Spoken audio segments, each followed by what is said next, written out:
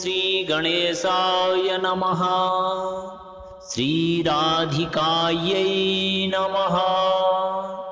श्रीराधाष्टकस्तोत्रम्। ॐ श्रीराधां राधिकां वन्दे कुञ्जकुञ्जे सुशोभितां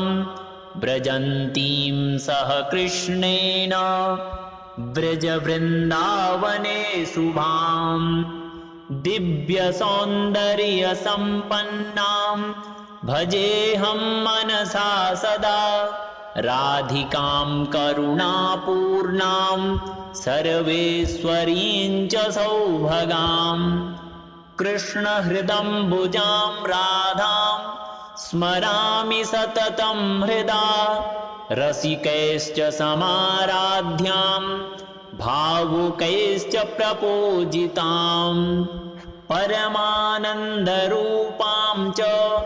भजेऽहं वृषभानुजां सखिवृन्दैश्च संसेव्यां श्रीराधां व्रजवल्लभां कदलीचारुकुञ्जेषु राजितां राधिकां प्रियां देवेन्द्राद्यै सदा गम्यां भजेऽहं परमां शुभां सनकाद्यै सदाराध्यां गीतां गन्धर्वकिन्नरै कुञ्जेश्वरीं भजे राधां विपिने च सुसेवितां कोकिलासारिकानादै सुस्मितां राधिकां भजे निम्बकुञ्जे स्थितां राधां दिव्यकान्तियुतां प्रियाम् उच्चारितां हृदा कीरैः श्रुतिशास्त्रैर्भजे वरां दिव्यगुणान्वितां राधां व्रजजनैश्च भावितां राधाष्टकं च यत्स्तोत्रं युग्मभक्तिप्रदायकं राधा सर्वेश्वराद्येन शरणान्तेन निर्मितं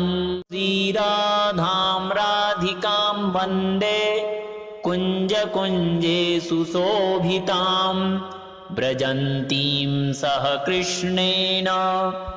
व्रजवृन्दावने शुभां दिव्यसौन्दर्यसम्पन्नां भजेऽहं मनसा सदा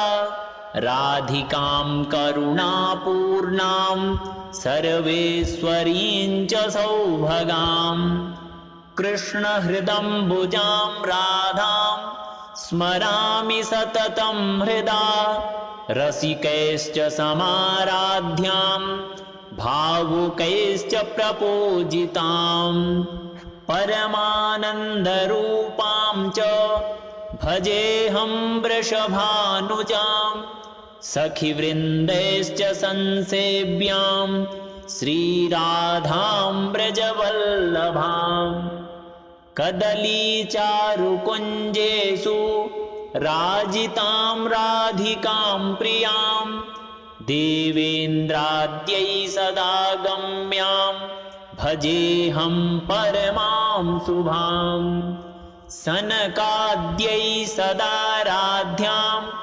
गीतां गन्धर्वकिन्नरै कुञ्जेश्वरीं भजे राधां विपिने च सुसेवितां कोकिलासारिकानादै सुस्मितां राधिकां भजे निम्बकुञ्जे स्थितां राधां दिव्यकान्तियुतां प्रियाम्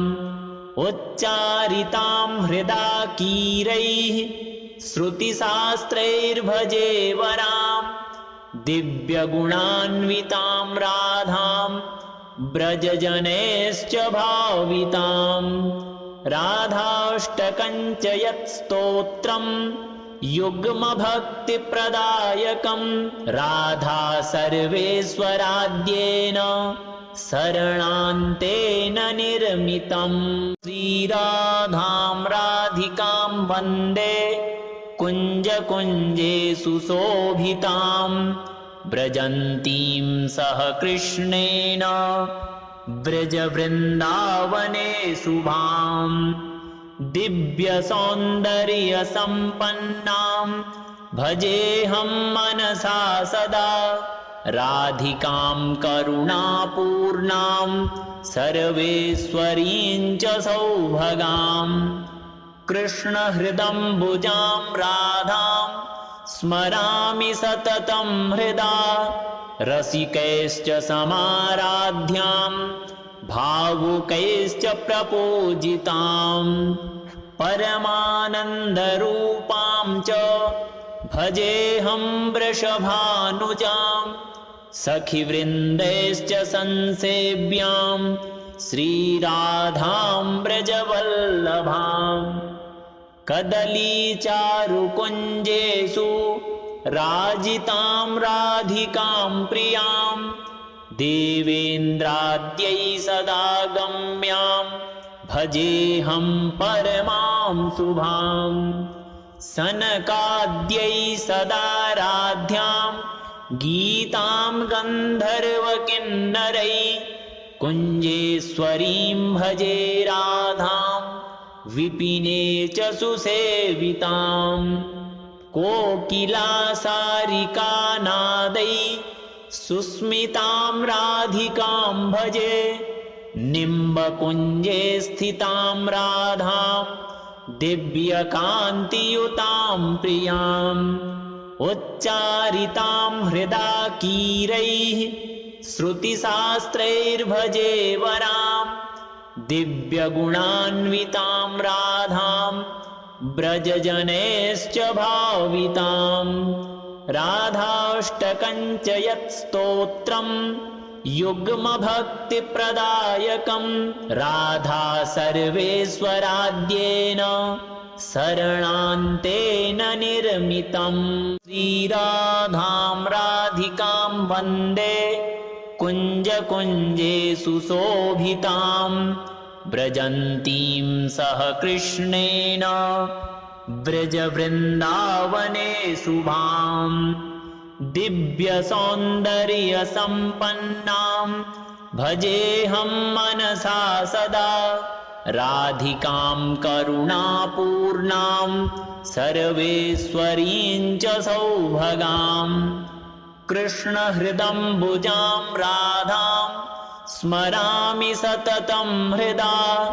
रसिकैश्च समाराध्यां भावुकैश्च प्रपूजितां परमानन्दरूपां च भजेऽहं वृषभानुजां सखिवृन्दैश्च संसेव्यां श्रीराधां व्रजवल्लभां कदलीचारुकुञ्जेषु राजितां राधिकां प्रियां देवेन्द्राद्यै सदा गम्यां भजेऽहं परमां शुभां सनकाद्यै सदा राध्यां गीतां गन्धर्वकिन्नरै कुञ्जेश्वरीं भजे राधां विपिने च सुसेवितां कोकिलासारिकानादै सुस्मितां राधिकां भजे निम्बकुञ्जे स्थितां राधां दिव्यकान्तियुतां प्रियाम् उच्चारितां हृदा कीरैः श्रुतिशास्त्रैर्भजे वरां दिव्यगुणान्वितां राधां व्रजजनैश्च भावितां राधाष्टकं च यत्स्तोत्रं युग्मभक्तिप्रदायकं राधा सर्वेश्वराद्येन शरणान्तेन निर्मितं श्रीराधां राधिकां वन्दे कुञ्जकुञ्जे सुशोभितां व्रजन्तीं सह कृष्णेन व्रजवृन्दावने शुभां दिव्यसौन्दर्यसम्पन्नां भजेऽहं मनसा सदा राधिकां करुणापूर्णां सर्वेश्वरीं च सौभगाम् कृष्णहृदम्बुजां राधां स्मरामि सततं हृदा रसिकैश्च समाराध्यां भावुकैश्च प्रपूजिताम् परमानन्दरूपां च भजेऽहं वृषभानुजां सखिवृन्दैश्च संसेव्यां श्रीराधां व्रजवल्लभाम् कदलीचारुकुञ्जेषु राजितां राधिकां प्रियां देवेन्द्राद्यै सदा गम्यां भजेऽहं परमां शुभां सनकाद्यै सदा राध्यां गीतां गन्धर्वकिन्नरै कुञ्जेश्वरीं भजे राधां विपिने च सुसेवितां कोकिलासारिकानादै सुस्मितां राधिकां भजे निम्बकुञ्जे स्थितां राधां दिव्यकान्तियुतां प्रियाम्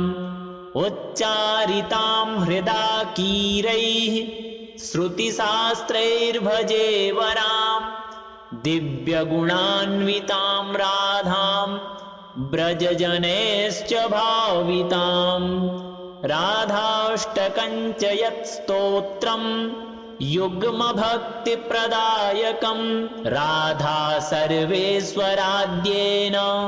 शरणान्तेन निर्मितं श्रीराधां राधिकां वन्दे कुञ्जकुञ्जे सुशोभितां व्रजन्तीं सह कृष्णेन व्रजवृन्दावने शुभां दिव्यसौन्दर्यसम्पन्नां भजेऽहं मनसा सदा राधिकां करुणापूर्णां सर्वेश्वरीं च सौभगाम् कृष्णहृदम्बुजां राधां स्मरामि सततं हृदा रसिकैश्च समाराध्यां भावुकैश्च प्रपूजितां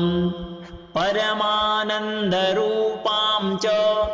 भजेऽहं वृषभानुजां सखिवृन्दैश्च संसेव्यां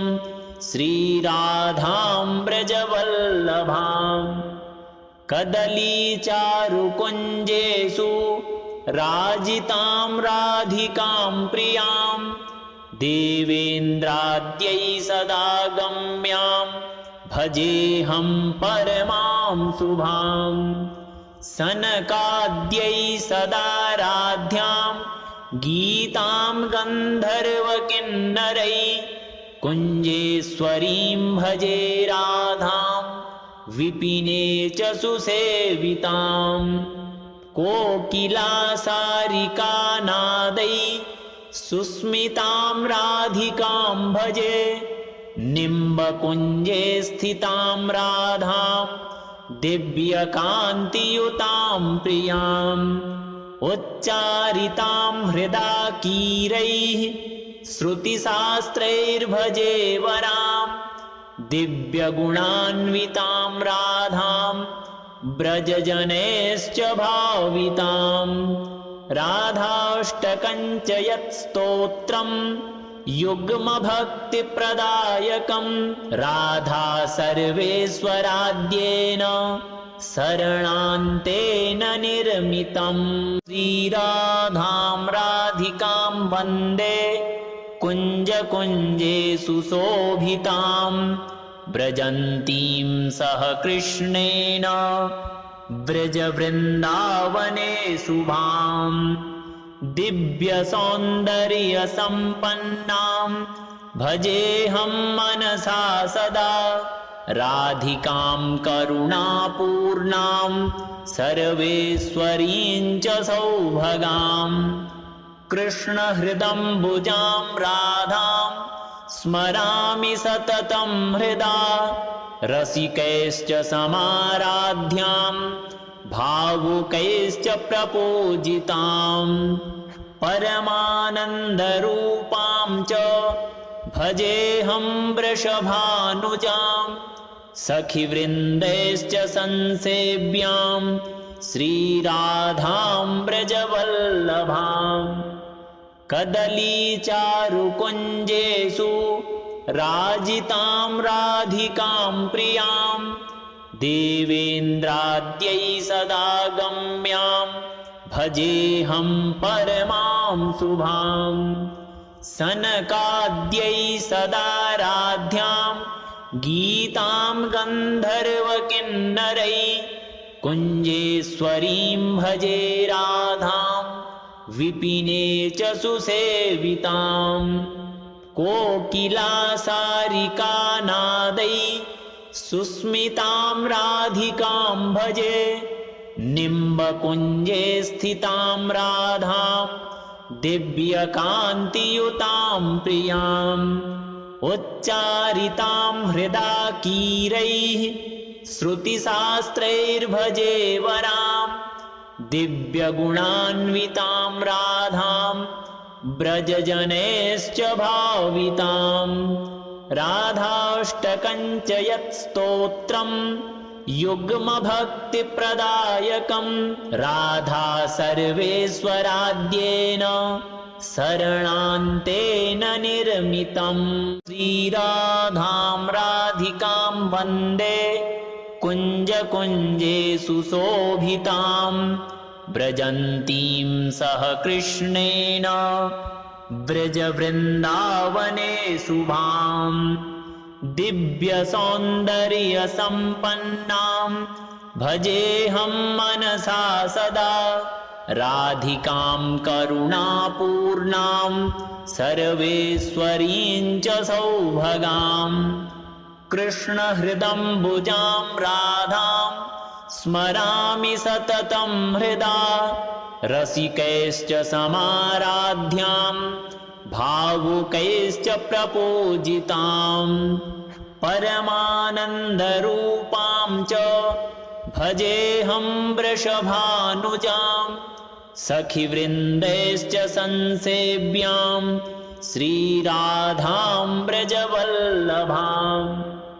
कदलीचारुकुञ्जेषु राजितां राधिकां प्रियां देवेन्द्राद्यै सदा गम्यां भजेऽहं परमां शुभां सनकाद्यै सदा राध्यां गीतां गन्धर्वकिन्नरै कुञ्जेश्वरीं भजे राधां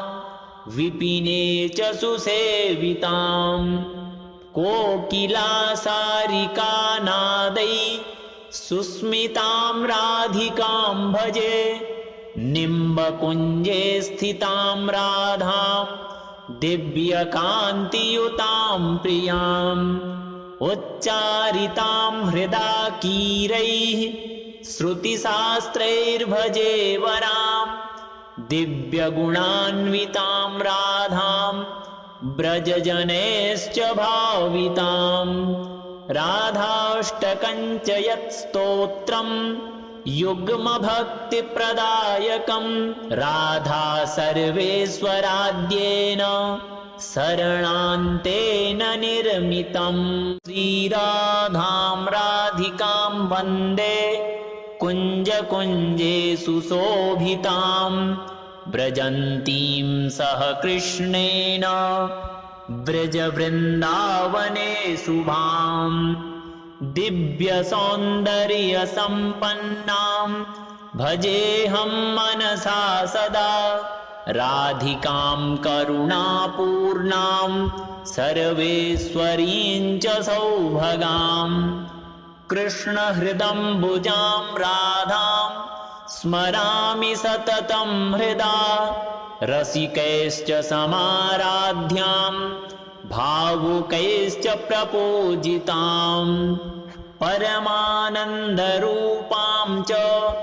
भजेऽहं वृषभानुजां सखिवृन्दैश्च संसेव्यां श्रीराधां व्रजवल्लभां कदलीचारुकुञ्जेषु राजितां राधिकां प्रियां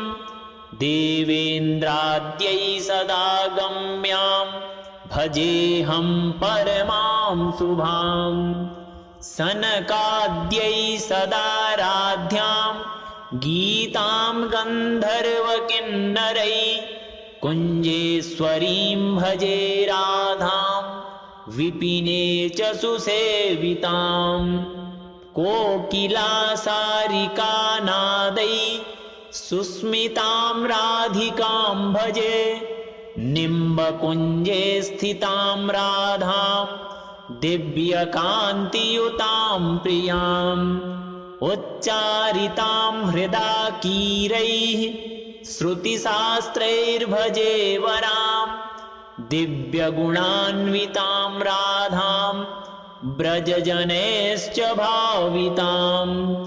राधाष्टकञ्च यत्स्तोत्रं युग्मभक्तिप्रदायकं राधा सर्वेश्वराद्येन शरणान्तेन निर्मितं श्रीराधां राधिकां वन्दे कुञ्जकुञ्जेषु शोभितां व्रजन्तीं सह कृष्णेन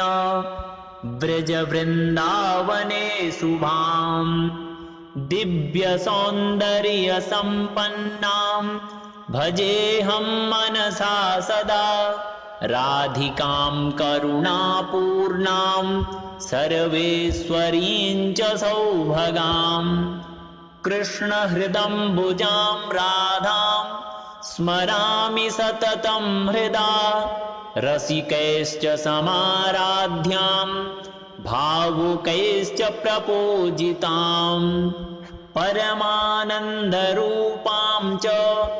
भजेऽहं वृषभानुजां सखिवृन्दैश्च संसेव्यां श्रीराधां व्रजवल्लभां कदलीचारुकुञ्जेषु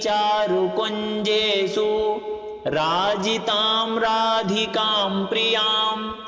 देवेन्द्राद्यै सदा गम्यां भजेऽहं परमां शुभां सनकाद्यै सदाराध्यां गीतां गन्धर्वकिन्नरै कुञ्जेश्वरीं भजे राधां विपिने च सुसेवितां कोकिलासारिकानादै सुस्मितां राधिकां भजे निम्बकुञ्जे स्थितां राधां दिव्यकान्तियुतां प्रियाम् उच्चारितां हृदा कीरैः श्रुतिशास्त्रैर्भजे वरां दिव्यगुणान्वितां राधां व्रजजनैश्च भावितां राधाष्टकञ्च यत्स्तोत्रं युग्मभक्तिप्रदायकं राधा सर्वेश्वराद्येन शरणान्तेन निर्मितम्।